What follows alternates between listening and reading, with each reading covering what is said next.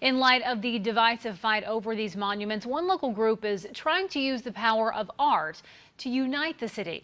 WMC Action News 5's Brooks Fowler introduces us to the Barrier Free initiative.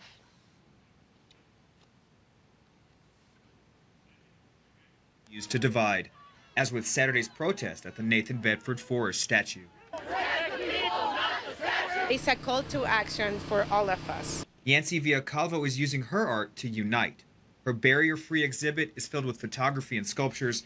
The goal? To show we are all better when we work together. I'm using art as a means to talk and advocate and also have a discussion with the different points of view. Deal with the realities of the human experience. Along with the art exhibit at St. Mary's Episcopal Church, which runs through August 28th, there was a discussion on Sunday about issues such as deportations affecting people right here in Memphis. When you come to sessions like this, it's discussed how we might be able to have a conversation and come together that a lot of that hate is erased. A conversation through words and art with the goal of bringing all of us closer together. We can learn about each other and then how can we move forward to a better society. From St. Mary's Episcopal Church, Brooks Fowler, WMC Action News 5.